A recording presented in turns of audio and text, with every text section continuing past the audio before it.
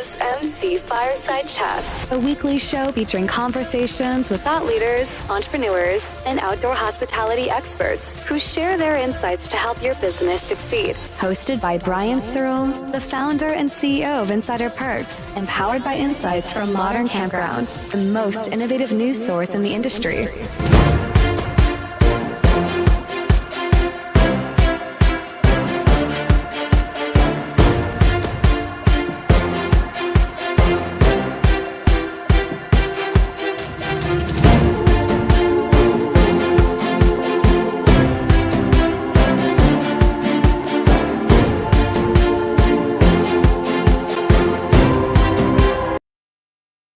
Welcome, everybody, to another episode of MC Fireside Chats. My name is Brian Searl with Insider Perks. Super excited to be here with you always for our second week episode focused on glamping. This is one of our last weeks, Chris, that's going to be focused on glamping. Chris and Angele, who are my regular guests on the show. And is somebody playing like piano music? Am I imagining that? What's happening? I did just hear Not that. I. Just heard something too. That's very strange. Okay, anyway, I may or may not be on drugs. We'll address that after the show. But super excited to be here for another episode of Glamping Focused Discussion. It's one of our last episodes. I think we're going to refactor the shows in 2025 to be more kind of topical based on, one is going to be on reports and analytics, and one might be a deep dive. And so I can't remember where we've put you, Chris, and Angele in that kind of lineup, or if we've even finalized it. But excited to do that. We're going to have a new co-host with me in 2025. He's going to be on all the shows. And then I think we're going to do this really long form. I don't even think we've told you guys this. I'm going to do this long form, Chris. So we're going to start the podcast and we're just going to go until we're done talking. And so So it could be like a 3-hour Joe Rogan podcast or something. Obviously with not any talent like Joe Rogan has, right? There'll be a lack of talent. So, but yeah, I think that's interesting, right? Because we always have this situation where we get into these interesting discussions and we want to continue it, and mostly it's when I'm not talking, but we do, and then we always have to wrap up and cut ourselves off, and we know that people's time is valuable, so I want to let people drop off, and if you've got to go, you got to go. But if we have something that we're talking about that's interesting, why not just go until we're done talking about it, right? Mm-hmm. So I think that'll be interesting to see where that goes in 2025. We got a couple special guests with us here. Chris Hudak from Escapod. He corrected me before the show. I probably shouldn't say that. Also, for anybody who watches the show, they know I pronounce everything wrong. So Escapod, pay attention to that name, memorize it. There will be a quiz at the end that Angele will be handing out to all of you. And Matt Small from RVI, right? RVI? Is that correct? Correct. Yes, RVI. Okay. Welcome, Matt. Do you guys want to briefly introduce yourselves? And then, of course, Chris and Angele, please introduce yourself as well. So I'm just going to pretend I didn't hear that. I bet you that's Chris messing. I don't know where that's coming from. I guess that, can't you? Don't come on. You guys know I'm not hallucinating, right? I can change my voice.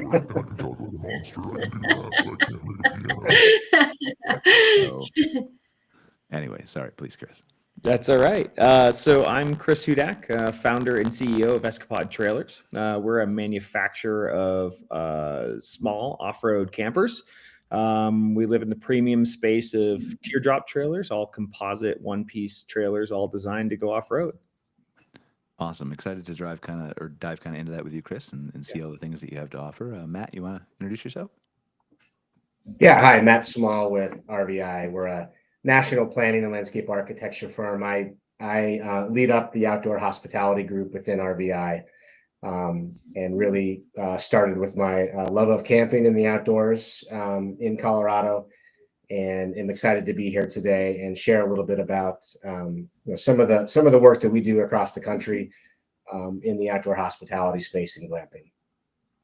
Awesome. Excited to have you here, Matt, and dive into kind of what you do. I have big hopes and dreams in my head of waterfalls and lagoons and all kinds of things you design. So we've done some crazy stuff. So, all right, good. I want to talk about crazy stuff. I like crazy stuff. Chris and Angele, you want to introduce yourself, our recurring guest? Yeah. Angele? Oh, Zach is in the back room too, but he doesn't have his camera on.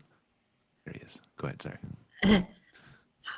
Hi, everyone. So for me, I'm Angele Miller, and I'm located in Atlantic Canada in the province of New Brunswick. And we have a glamping resort here that has geodesic domes, mirror cabin, tree house, and even a big lobster fishing boat accommodation, Nordic spa, yoga meditation center, and different activities. And for us, we're also franchising our glamping resort all over North America. This is what I need. I need Angele's places everywhere so I can just, after a hard day of work, I'd have to find the time because I never stop working, but I just want to go to Angele's resorts and maybe Zach's Bahamas place too. Chris, I'd like. I'm Chris Jeub, the glamping guy, and I own Monument Glamping here in Monument, Colorado, and I host the Glamping Guy podcast, which I've had 11 guests on there. Zachary, you've been one. Angele, you've been another. And I've interviewed glamping masters, is what I call them, and I also do YouTube videos and stuff, helping landowners develop safe, legal, and profitable glamping operations on their private property. Chris, what does one have to do to become a glamping master? Just run a glamping operation. Make a little bit of money at it. Come on. I was like, you don't even have to make a lot of I money. really hope you're building waterfalls and stuff. And Chris, like, I'm really hoping you're gonna be like, there's this kung fu program you got to go through. Yeah, like, no. Where you got to go under low bars and crawl through mines. Like, you just got to own a maybe. No. It's just running a glamping operation. I mean, there's a lot of people that I really feel like we're in kind of a renaissance of land ownership.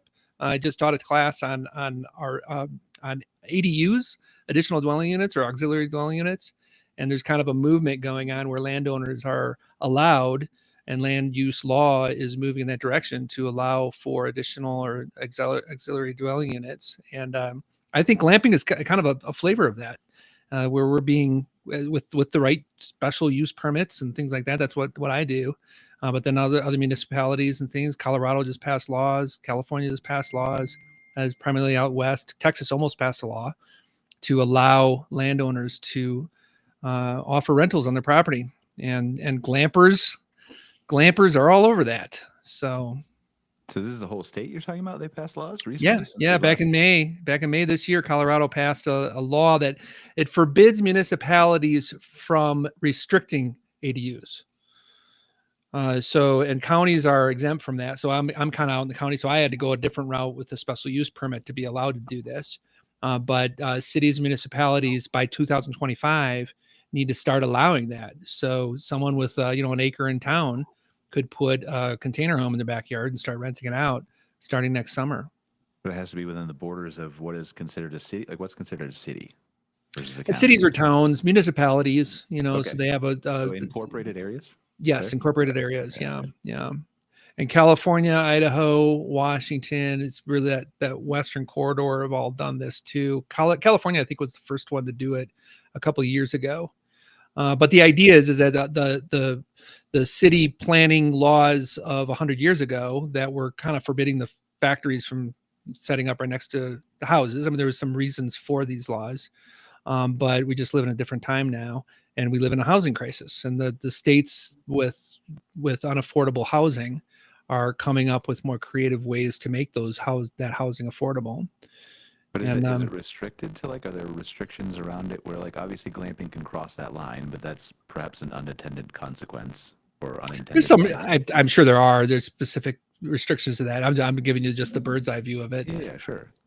I'm just trying to understand. Zach, do you feel like that makes your job somewhat easier if these laws continue to be passed, or is it minimal impact? Or But I generally look at it, there's everything has a silver lining, and I think, as was mentioned, the laws of unintended consequences, there's probably a double-edged sword in there that in some cases, depending on what somebody wants to do, yeah, it probably helps us as an industry as a whole. And then you got to look at that slippery slope argument too.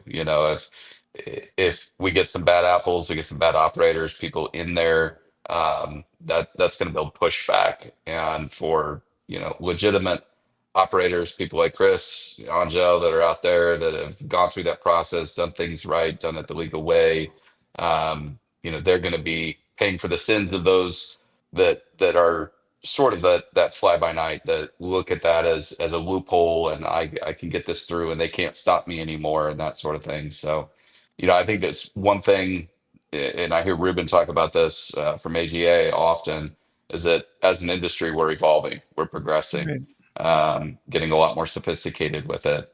And I think we're starting to see some of these changes in states, legal, legal protections and things put in place for landowners.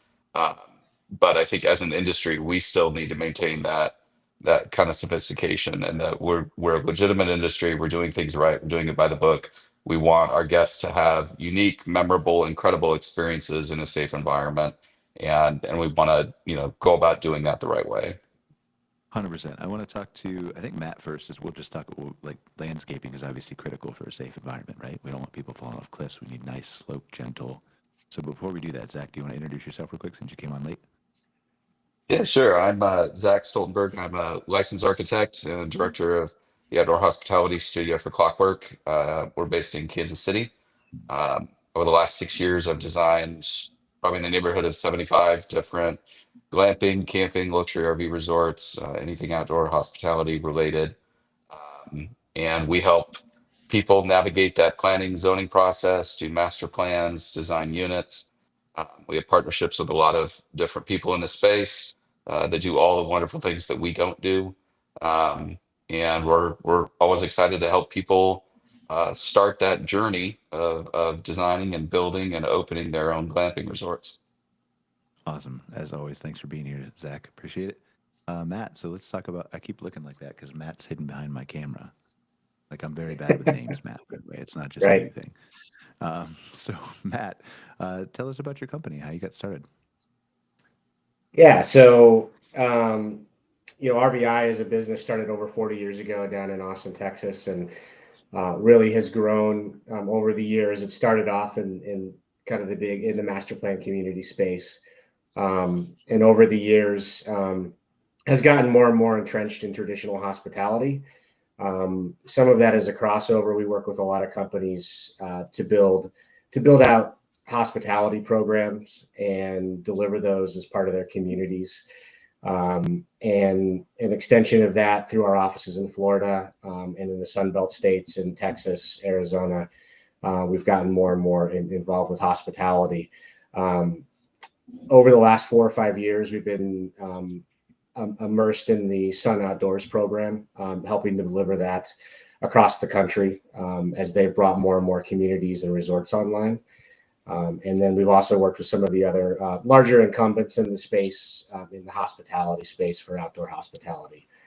And just kind of echoing what Zach and Chris were saying, I think it's a changing space, and it's an exciting time for glamping.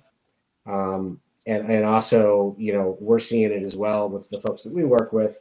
It's also a time to kind of pause just a little bit and understand that, maybe what we got away with 4 or 5 years ago, times are quickly changing. And I would say as a whole, there's more awareness of glamping and what it is, how it's working. And it's important that we kind of have a plan of attack, if you will, as we start new projects and get going on new developments, that we are following the rules and we're going through the right process.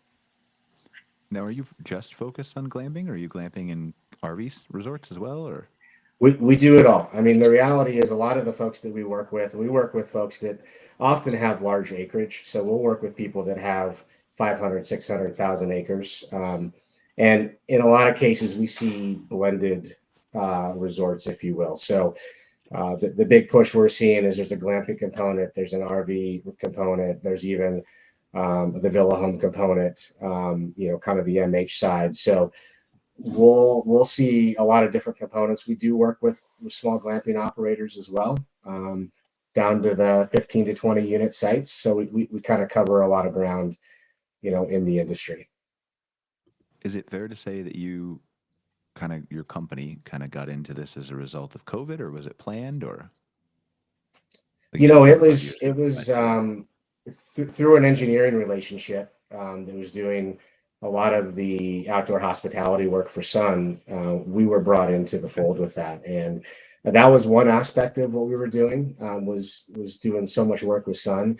But it also was just our work on the traditional hospitality space. And I think glamping is well positioned to be a disruptor in the industry. I know a lot of others have talked about that, but when you think about what the next generation of travelers wants, glamping offers it. It's a unique experience. It's connected to the outdoors. Definitely tends to be more on the sustainable track, with in terms of programming and experiences. And I think the traditional hospitality folks are starting to say, okay, this is, the glamping offers a lot of things that is a lot harder in a traditional hospitality environment to offer. Okay. So talk me through this, Matt. Like, let's pretend I am a landowner, right? And I own, I don't know, 100 acres in the middle of Texas, like in the middle of nowhere. There's nowhere around. So I clearly need to build like this great destination to bring people here. They're not coming here because of Austin or Houston or anything else. So I got to be the resort. What's, I've heard of Matt, like his company's great. I'm going to go hire him. What is the first step in the process to figure out, like, how do I turn my land into something that can attract hundreds or thousands of glampers? Yeah, no, that's a great question. I think others on the call will probably echo this, but I always want people to have a detective mindset. We need to dig in and understand the big opportunity. I think there's a tendency to get excited to do a business model, do a pro forma, start picking out the units that I'm going to put on the land. But until we understand kind of what the site is, the constraints, some of the opportunities behind it, the history, who our target guests might want to be, partner with some of the leading analytics companies in the glamping space to get in and do some market research. When we get ready to dive into a project, we want to have as much of the information as we can to really complete a big picture assessment of what the opportunity is. And also going back to that landowner and saying, not just from a business perspective, like, or a target market perspective or a entitlements perspective, but what does success look like for you? Sometimes we dive in with folks and they haven't really painted a picture of what they want success to look like. Is it a lifestyle business that you're going to manage and own in perpetuity? Is it something that you want to divest of down the road? So there's a lot of questions that are important to us to really understand the big picture before we can talk about moving forward in a meaningful way. All right. So let's say you've had those conversations. Let's say I want to manage the business. I want to turn it into a full-fledged resort. I've got the capital. You've done the market study. Everything looks great. We talk about landscape architecture, right? How am I going to make this piece of land attractive from a Matt standpoint? Yeah, I mean, for us, it's once we get through that research phase, the next part is really kind of the ideation phase, right? And that's the super fun stuff. What's the story that we're going to tell that makes it unique in the industry, right? What are we going to do to have the brand and the story come to life and connect the dots in the built environment? So with the right industry research, we can really start to hone in on who the buyer or the consumer is, who our guests are going to be, what are their needs, what are their desires, and what unique programming are we going to offer in the built environment that the competitors don't have. To me, that's one of the coolest things we do as landscape architects is connect those dots. So, I mean, it's really hard to say. Every project's different, but maybe it's a rattlesnake farm with a lazy river and a miniature golf course. We let the market research and the consumer profiles and a lot of the insights that we get, partnering with leading folks that provide us that information and working with the entrepreneur to say, okay, here's 2 or 3 options that we could go down based on the data. Here's the different cost scenarios associated with that, and here's what it looks like. Here's the pods for glamping, and here's the amenity zones, and here's the arrival sequence, and getting all of the pieces and parts to layer in on the site. I think it's interesting, Zach, and I'd love for you to ask a couple questions because it feels like some of that is a crossover, and I know you have a lot of experience in branding, right? It's interesting to me. The one thing that I picked out a lot about that, right? But the first thing you said was the story. It's important to tell the story of what makes you different, right? What's your brand? What's your story? Mhm. What's your identity? And I know the people that probably work with you and the people that work with Zach probably aren't having that issue because you guys are coaching them to create that, right? But there are so many people who do, and we've talked to so many clients, like mostly in the RV resort space, about, now the economy is questionable, and now it's no longer good enough to just have a miniature golf course that everybody else has, or just have a swimming pool that everybody else has. You got to have a brand, you got to have a story, you got to have a difference maker. You got to know how to tell it to the market that you should be telling it to. So, Zach, any thoughts? Well, I think there is crossover and there should be. Um, you know, we work very closely with landscape architects, with civil engineers, with land planners. Um, you know, different every project is different, and different projects have budgets that allow for a larger consultant team. And some of our smaller stuff, we do those things in house. But I think that some of the things that we've talked about previously, authenticity, consistency, that the importance of guest experience leading everything, um, it kind of leads to almost a necessity in that crossover. That yes, your site plan, where things are located on your property to take advantage of a view or waterfront or some of those things, that needs to convey into the unit type and the unit design. I We're just finishing up a project in Tennessee right now outside of Chattanooga.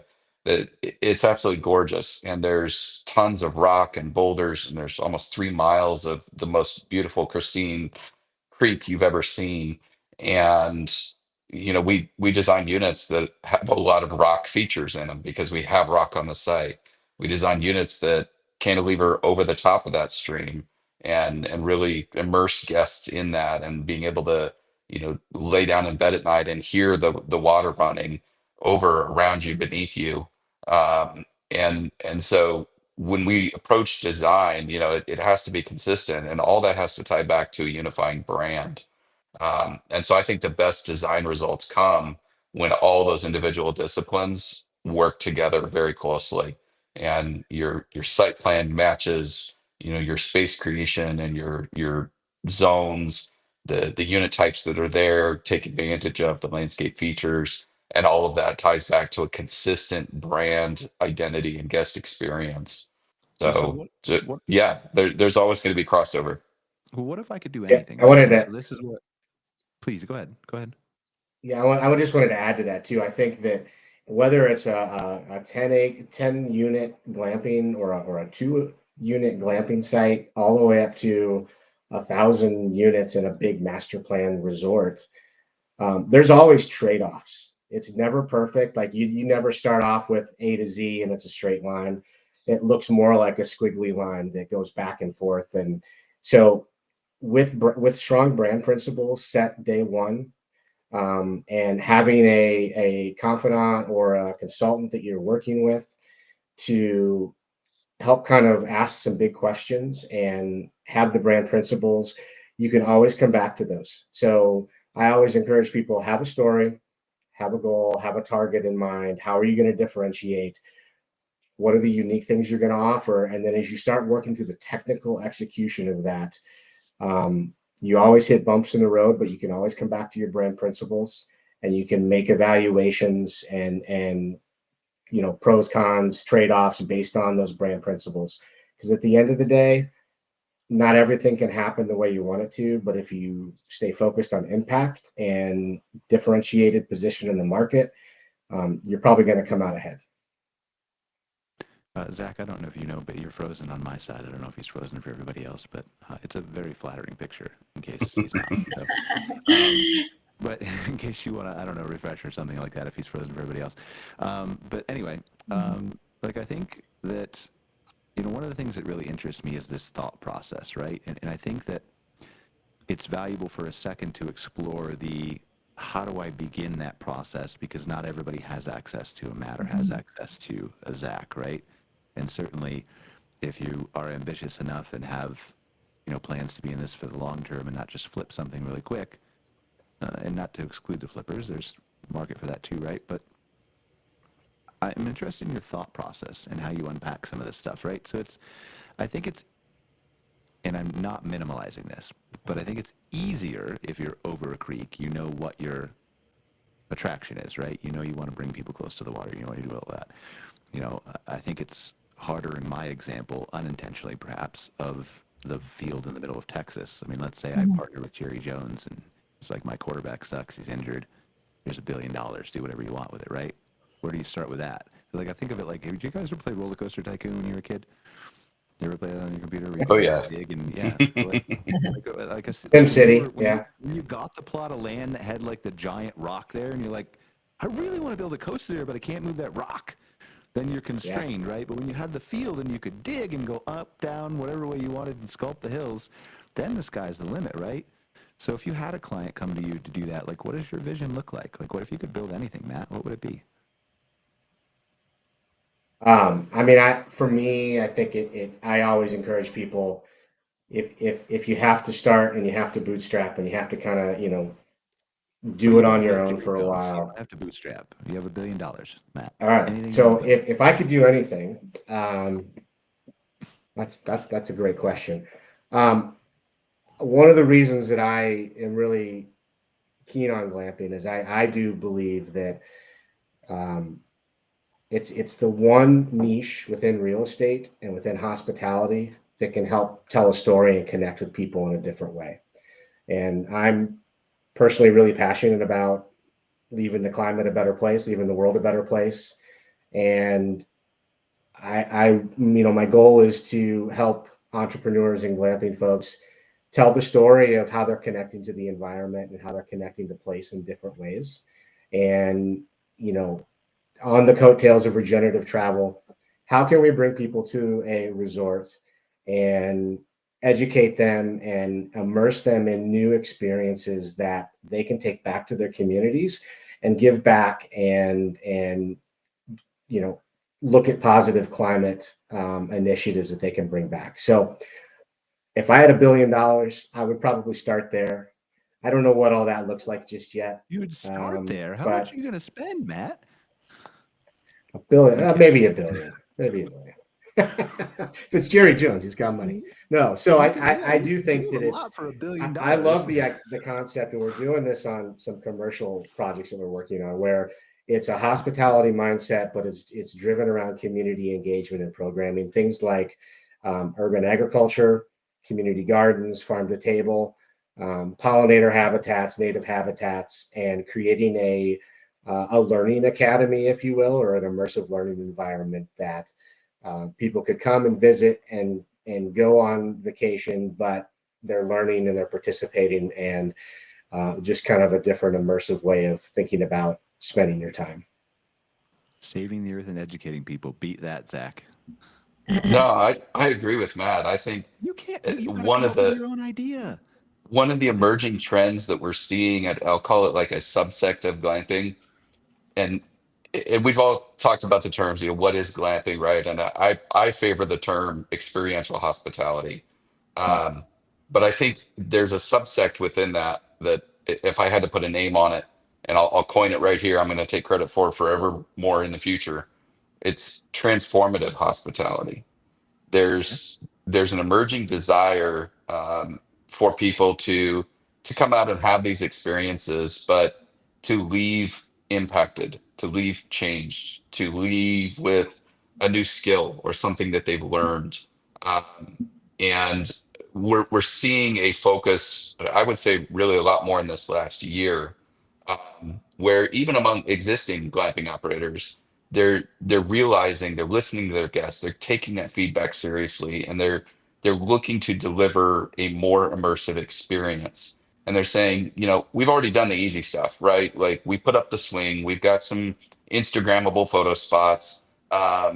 We do campfires and s'mores every night, and we've got luxury accommodations. We're meeting all the basic needs. How do we take this further? How do we create something really unique? A couple of examples that I could throw out. One of my clients from the last year, they did a mushroom hunting experience at one of the places that they stayed. And it was a heavily wooded, treed property, and they went out with a guide and they walked about 3 miles on this trail. And as they went, they found wild mushrooms and they learned what they were and which ones were safe to eat and which ones were not. And they came back, and I met with them maybe about a month after they had done this, and we were walking their property through the trees, and they were telling me what all these mushrooms were. And I was like, "You guys sure know a lot about mushrooms." And then they were like, "Yeah, we did this whole thing like a month ago." Um, and so I think that desire to leave transformed. We're also seeing it on the health and wellness side, um, where a lot of resorts now are focusing on these connection retreats, right? Where they want families to come out and reconnect and be screen free and leave with a stronger bond as a family unit after a 24-48 hour stay at these resorts. And so I love what Matt brought up, and I think that it is something we're going to start to see more and more of. Uh, but if I had $1 billion, I don't know what I do. I look at, I'm inspired always by other operators that are in the space and people that are doing new and exciting things. If you've seen Outpost X, it's like the wildest, craziest glamping resort you could ever imagine. It's sort of a Burning Man meets glamping. Um, and I've seen some of his concepts and ideas for new stuff.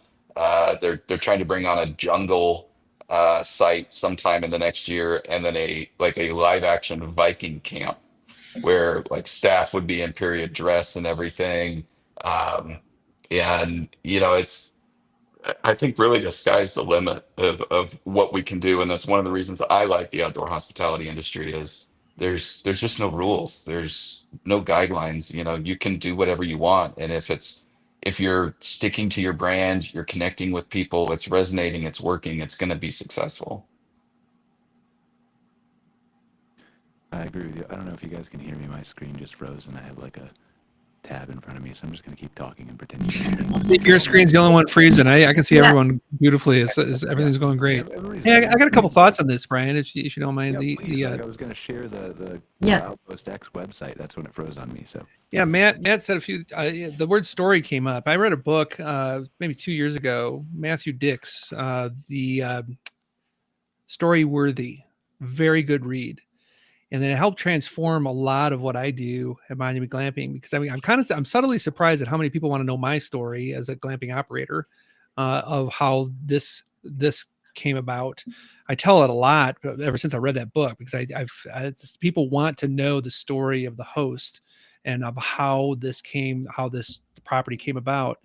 But then they want to share their story too. The best guests, I would say, that I've had, and Angele, you probably agree, the best ones that come on the property are the ones that kind of come with a good story. And I could share one. We just got 2 feet of snow last weekend, and we had somebody stay in one of our outfitters' tents, and it was great. They just got dumped on, and it was a active duty guy living in Japan. He picked up his girlfriend in Iowa and drove out here during a blizzard. And they insisted on staying here because I got a full cancellation policy and everything. I was like, "You sure you want to stay here?" And it's like, we're getting dumped on. It's like, "No, I want to go." He comes in here with a 2-wheel drive. He can't even get out of the place, and just have a ball. And we got to know them. And I just shared a little bit of their story. Active military. He's here in the States for a while, and he's taken a cross country trip out into the mountains and just having a ball. And we got to share our lives with them. We gave them a little pack because they couldn't get to the store because they were snowed in. So we made them some stew and some little victuals and a cooler and stuff. We gave it to them, and they just loved it. And they went out. By the time they did get able to get out, they went out and bought a bottle of wine. They knew we made our own wine. We gifted them with some of our wine. We told them the whole story about our wine. You see how that story just keep kind of weaving into that guest experience. And I love what you're saying, Zach, the whole transformative. They left a very nice note in our manual, and who knows, they might be back again. But even though they're from Iowa, those are the kinds of guests. That's a 5-star guest. That's like we feel very touched that we got to help them have a wonderful time together here in Colorado. And they, respectively, they feel like they blessed us just by us having them on their property and digging them out of the snow and things like that. It was just wonderful. So story worthy is that book. And that actually has, I teach a lot of people to do that in their own, even in their business plans, kind of lead with a story. A stale, old, ugly, formal, spreadsheetish type of business plan should lead with a story, especially in the glamping industry. How did this property come about? Why is it so unique to the area? How are we impacting the community businesses and the commerce that goes on? Or if it's on the boonies, how are we bringing people here to tell a story of the area?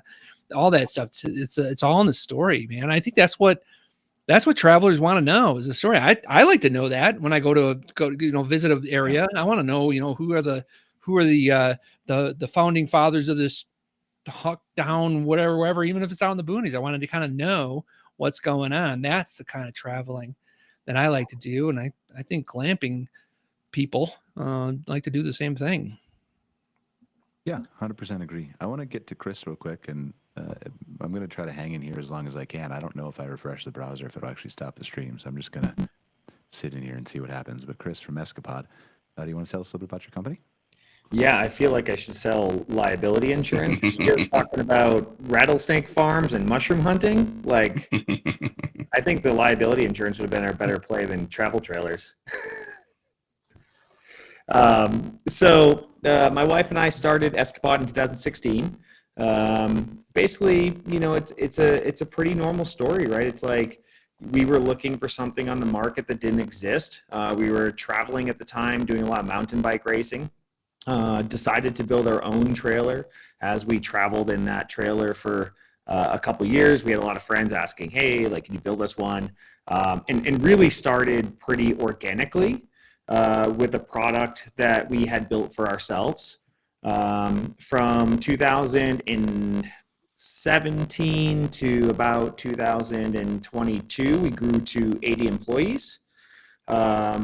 Launched a new product in 2021, which is kind of an evolution of the teardrop trailer, using composites, and really took it to the next level.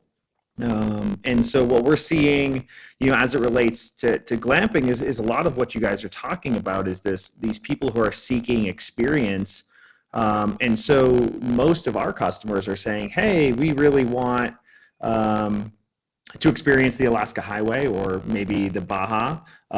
We are avid mountain bike racers, and so we want something that we can travel with our mountain bikes and sleep comfortably. And then we do have customers who are starting small rental businesses. We have one in Moab, which is called Red Rock Base Camps. She uses public lands to host her guests. And so works closely with the BLM on their campgrounds, brings a trailer to that campground and allows guests to stay there. So offers kind of that glamping experience on public lands, which is really amazing. Those people in Moab are seeking, probably canyonlands and arches and hiking and biking and all the things that Moab has to offer. Then we have other experiences like Breck Brewing offers a orchard experience where you can actually stay in a peach orchard and stay in a trailer, and that trailer is set up in the orchard. And so you have places like that, or hip camp based experiences. And then we offer glamping experiences through us where you can actually just pick up a trailer from Escapod in Colville, Utah, and then take that wherever you want, and so I think that the mobility of the product really adds to something, or can add to the experience for smaller type entrepreneurs. But I think it's interesting. The first thing that sticks out to me, and I'm sure it's different for the people who live and breathe glamping every day, is you're not billing yourself as an RV. You're billing yourself as a glamping experience. Is that fair? Yeah, absolutely. So absolutely. Why is my first question. Because I refuse to wear a white button-down shirt and a suit. No, we've separated ourselves from the RV industry, mainly because how we look at RVing or look at the experience. We really look at the experience in a holistic type way. We create deep relationships with our clients and our guests, and continue on that relationship well after the purchase. And so really it's a longer life cycle than I think most RVs. And the way that we look at the product is very different than modern RV industry, where it's a disposable capital good. This is something we create, something that's going to last a lifetime. And so we just try to separate ourselves a little bit. Okay. I've got two things with that. Please, yeah. I mean, one, I think to the point of, is it an RV or not? This goes back to that earlier brand discussion, right? Understanding your customer, who is your target market, who are we building these for? And I think the teardrop, the overlanding, that demographic, it's the adventure seeker. It is somebody that wants that immersive nature experience. You don't buy an Escapod to go stay in a campground next to a 42-foot Class A motor coach. Yeah. You buy an Escapod because you get your basic necessities, those creature comforts, and you can stay on BLM land at the edge of Moab. And so I think, understanding your brand, knowing who that customer is, and knowing that they're not an RVer, I think that's consistent. So it kind of echoes with what we were talking about. But a couple questions I had for you. One, and you kind of hit it at the end, you maintain that relationship with your customers. Yeah. Do you have a club? Do we have a club? Do you have a club? Do you do like group meetups, gatherings Yes. where you pick a spot and say, hey, we're all going to come here. We're going to meet up, bring your Escapods. We've got space for 40 or 50. Yeah. So we have an owners group that's actually run by owners. Escapod supports that group. We'll do meetups at larger events like Overland Expos. And then we also have a little bit tighter knit of a community, what we call the pod guides. They're actually part of our sales process as well. So those are customers who own a trailer that really enjoy meeting people and creating community. And so the sales team will connect. Let's just say, Zach, you have a trailer where you're located. We'll send potential sales to your location, and you can actually show that trailer, get a commission, and that group's even a little bit tighter as well. So they get updates on the product and kind of what's coming down the pipeline and that kind of stuff. And then my second question is, would you ever consider some kind of a branded partnership with resorts, with owners? So if we had glamping operators, people like Chris that said, you know what, I've got some space over here. I could put in some power and water hookups, and we've got a beautiful natural site. And yes, I have glamping tents. I've got domes. I've got tree houses. I've got yurts. I've got whatever. But we'd happily host, a couple smaller Escapods or teardrop groups or something like that. I could put 3 or 4 sites in here. Yeah.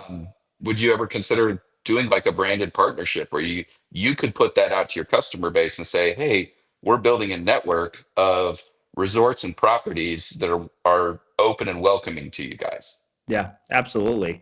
I think that we're always looking for, shared community, right? And I think we would love to be able to say, hey, listen, these are great places to go with your Escapod.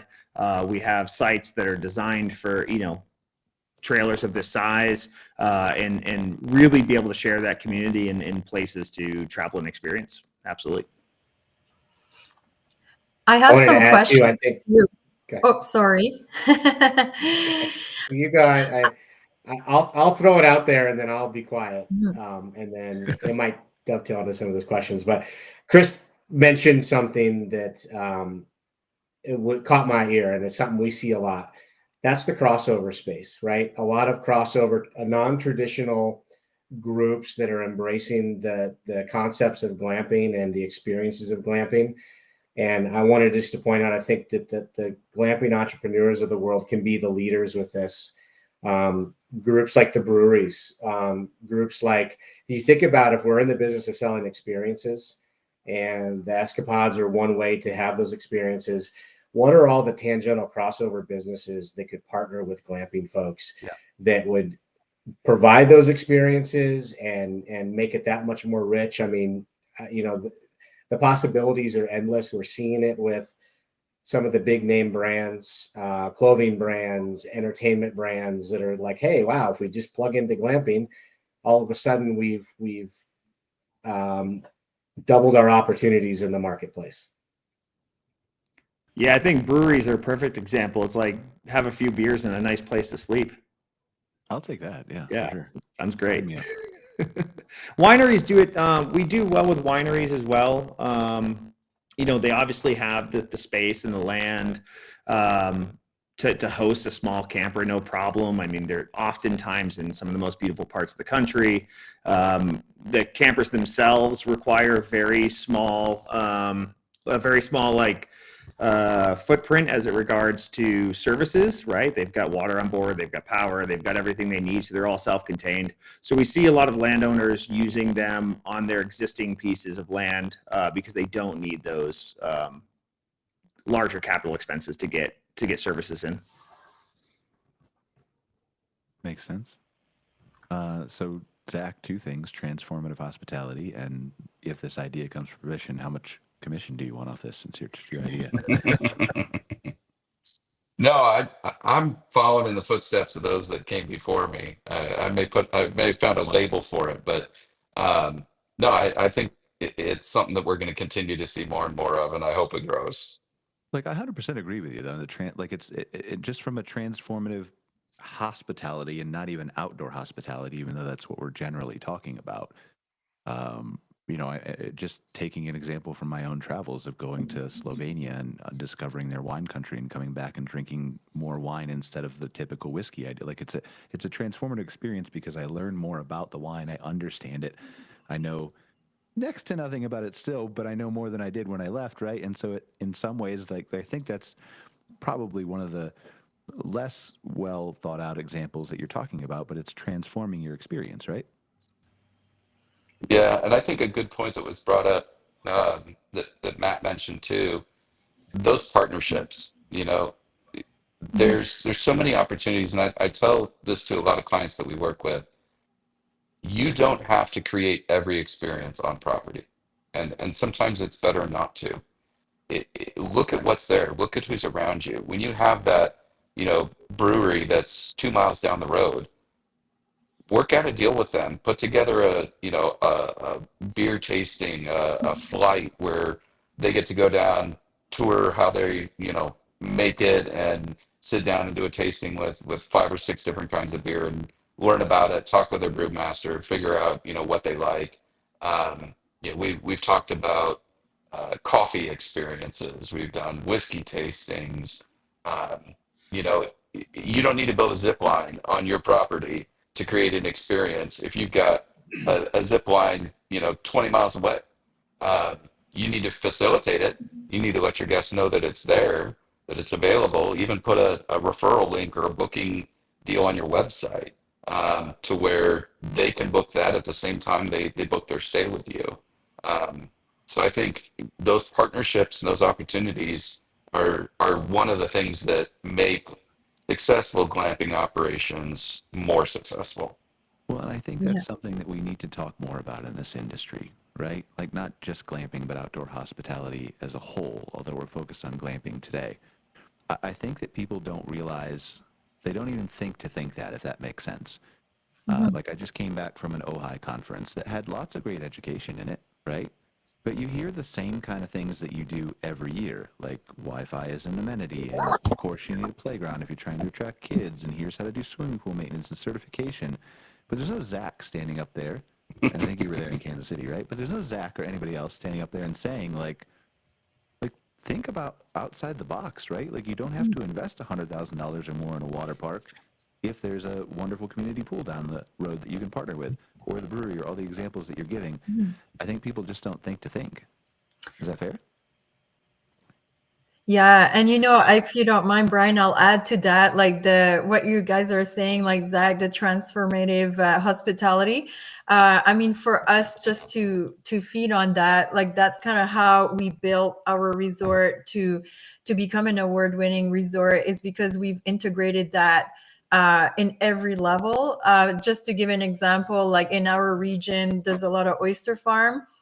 So we've built private oyster chucking experiences in the units, and the oyster chucker will actually show how you open an oyster, because a lot of people don't know how. So part of being in that experience is what really brings the experience for the guests and makes it even more memorable and enjoyable. And the same, when you were also saying earlier, is to participate in those activities. So for us, like, we've built pizza kits, but we don't make it for them. We bring the best local sausage, hamburger with local farm, everything. So they have to make it themselves and then grill it on the barbecue grill. And all those partnerships, like from outside, we have a llama farm that's close to us, and we've created a llama glamping experience where people can actually bring a llama, walk the trails, learn how to,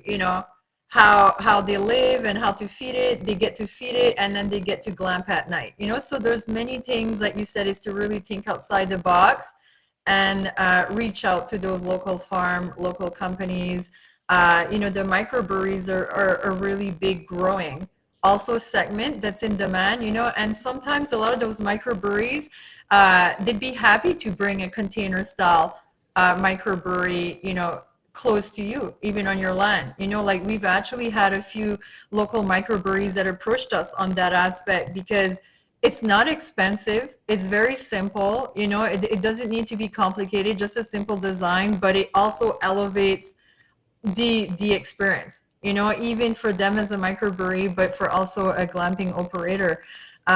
So I totally believe that we're really in this time today of the transformative experiential hospitality in glamping. And one of the things I'd like to ask also, Matt, if you're okay with that, what you guys are doing is, like, do you see like any patterns or things that are kind of recurring in what you see as being successful in what you guys like? So when you're building the glamping resorts and you work with many glamping operators, are you seeing a pattern or a trend or something that's kind of coming out as, this has been proven to be successful and it works no matter where you're located?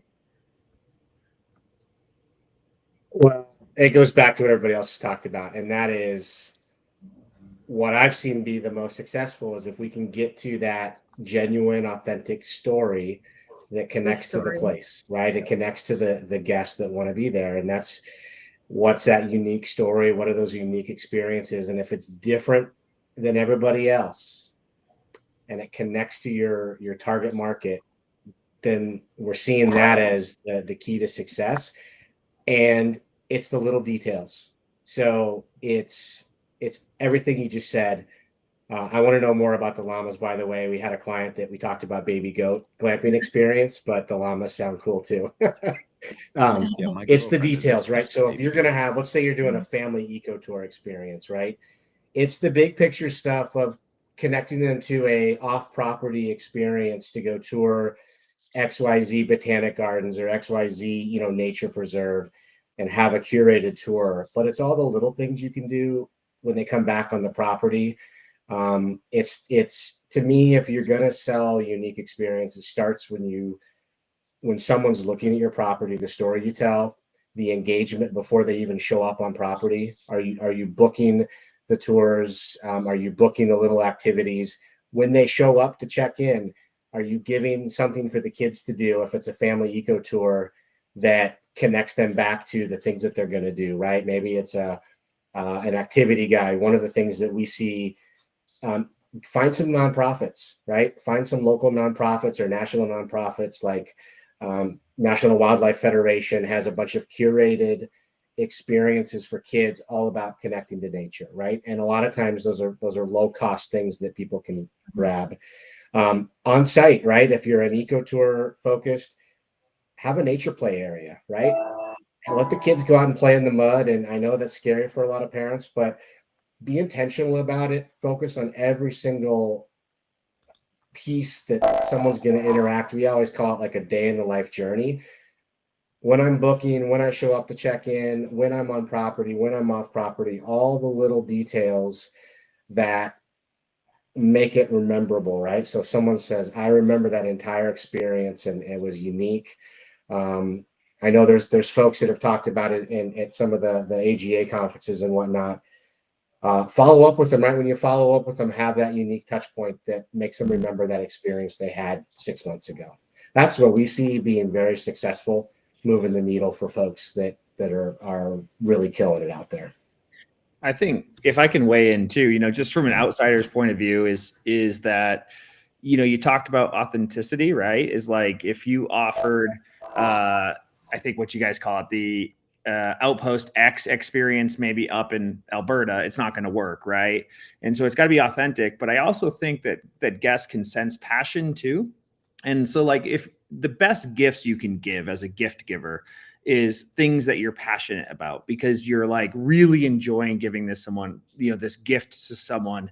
And I think that the experience is the same thing. Is like, if you're really passionate about, if you're here in Utah, in the mountains of Utah, and you're really passionate about horses and you're sharing horse experience with your guests through trail rides and experiential touch relationships, then the guest is going to feel that.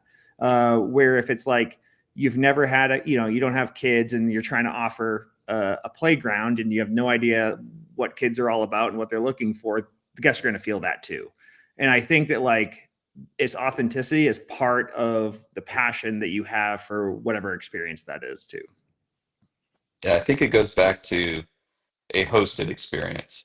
Why are people moving away from traditional hospitality in droves and choosing to go glamping, choosing to go to some of these incredible locations and sites and have that immersive experience?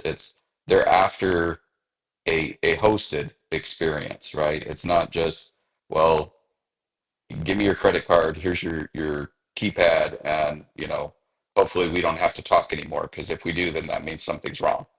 Um, I think it's something from the beginning that has always set apart glamping and outdoor hospitality. When we look at some of the most successful operators, they have a very rigid, structured way that, from the time the guest pulls off the road to enter their property, they've thought about, what is that experience? What does it look like? Who's the host that's going to meet them? What is that check-in process? What is the education piece of that? Teaching them about their unit and showing them where everything is so they're comfortable and they have everything they need for their stay. Being attentive, like, it's the service piece of it, and the person, the forward-facing, guest experience person is just as important as all the technical pieces of getting it right. And yes, if that person has passion, has a desire, and they like taking care of people. And Chris, I know I hear you talked about this all the time, kind of that call to be a host, to host people and to take care of people. Right. I think that's one of the big differentiating factors in glamping and outdoor hospitality. For sure, absolutely. I don't know if you guys can hear me. My whole screen is frozen now. I'm frozen, so I'm just hanging on here right there. It's really fun, actually. I think I want to wrap up the show here. I know we're almost out of time. I do have one thing. Like, I think before I let everybody do their kind of closings and tell us where they can find out more about your companies and stuff, Zach, I'm interested in your thoughts of, like, how do we? I think this is a need in the industry. Like, I think, and I'm just singling you out because you brought it up, right? Obviously, you're not the only one, but I think there's a deep need to show off more of what's possible in glamping. Does that make sense? Like, versus just not even just photos, but just show off what is possible, how to think outside the box, how to tell your story, how to do your brand, how to understand that it doesn't have to all be from a selection of 5 templated experiences that everybody else does. Would you agree there's a need for that? Yeah, I think there is, and again, this industry is emerging; it's evolving so fast, and guest expectations. Seeing some of these operators that are out there that are creating some wild stuff. Today, we look at it and say, "That's crazy. That's wild. That's nuts." I think 3 to 5 years down the road, that won't be crazy Yeah, anymore. It won't be something that's that uncommon. Um, and so I think where everything is constantly evolving and changing, um, and having the freedom and flexibility within an industry like this to do it, to allow for it to happen, um, I think we're going to see more of it. Um, and part of it, back to kind of circle this all the way back to where we began with this, sitting down, coming up with those thoughts. And this was a question that was asked earlier. How would you tell people to get started? Like, if you don't have a Matt, if you don't have a me, one of the things I tell people when we start working together, even before, sometimes when I do an intro call with somebody, I'll say, can you send me just some of your thoughts on it? And they're like, well, what do you mean? And I said, well, just sit down. It doesn't have to be organized. It could be random. You could do speech to text or whatever. Just send me like 1 or 2 pages that talks about what you want to do here, what you think might work, where you want to go with this. And I think it's a really helpful exercise for people who are just beginning that process to put together a narrative that just says, these are some of my thoughts. And then another thing that I often tell the people that we're working with is, as an architect, as a designer, it's always my idea to ask the question, and I'll come up with numerous ideas. Some of them are good, some of them are not so good. Some of them are things that make my client think about it, and they're like, well, I don't necessarily want to do exactly what you said, but it made me think about this, and what about this, and what about this. Um, Yeah. and I'm kind of fresh on it because I just spent the last 2 days on a site visit with one of our clients, where that's all we did for 2 solid days. We walked this property, we spitballed ideas, we came up with all these different things that we could do. We drove around, surrounding areas. Where are the closest places that we could eat? What is it good? Is it not good? Is it something we want to, hey, these guys are doing something cool, maybe we could partner with them. And so, I think when we work with people, that's part of our process. That's a part of what we do internally. We've done it enough. We you know challenge ourselves and our clients to go through that. um, but you don't need a me to do that. Those are all things that you can sit down and do yourself. Well, I think that's the important thing. Like, first of all, you want a you, right? But sometimes you can't have a you, or, right, like you said, you don't necessarily need one. But I think that's part of what I want to communicate. Like, I think we'll have a conversation maybe like at the beginning of 2025 when I have some bandwidth, Zach, and not just with you, but I want to have it with some other people too. I'm interested in doing more of, 1 or 2 of these shows, even of the glamping type style stuff, like on location, maybe at one of the properties you've designed, Zach, right? And we actually show this stuff, because I think it's one thing to talk about. I think it's another thing to say, like, look, this is what's possible, right? Either with or without Zach, but it's like, get your brain going. I can refer you to some great operators that we've worked with that would love to tell their story and what for they're sure. doing. That's what I mean, right? Yeah. Yeah. So, and not just with you. I want to, go to some other RV resorts and stuff like that. Like, I can't travel the whole year, but even if we could get out and do 6 episodes of some kind of, like, a couple glamping, couple RV resorts, stuff like that, I just think that's valuable for people to see. Do a true fireside chat around a campfire at somebody's resort. Yeah. And I'm sure we got to get a hold of Miguel in Mexico too for the winter in Canada. That's when I want to travel. So. All right, let's go around the room. Everybody, kind of close it out. Just briefly, tell us, where they can find more information about you, your name, company, all that kind of stuff. Whoever wants to start. I'm frozen, so I can't tell. Well, I'm Chris Jeub, the glamping guy. You can find my resort at monumentglamping.com or the glamping guy stuff at glampingguy.com. Thanks, Chris. Appreciate you being here as always. Zach, Director of Outdoor Hospitality for Clockwork. You can find us at clockwork-ad.com. I'm on LinkedIn, Instagram, Facebook, all the regular social media channels. And if you got a question, if you got a project, it doesn't matter. Feel free to reach out. I don't charge anybody for a phone call. Love to sit down and chat, hear more about what you want to do, and if there's something we can do to help you get there. Awesome. Appreciate you being here, Zach. Angele? Hi, so I'm Angele Miller, Creekside R&R Glamping and R&R Glamping franchise. And you can find me on LinkedIn, Facebook, Instagram, You can also send us an email directly to our website at creeksidernr.com. Thank you. Awesome. Thanks for being here, Angele. Chris?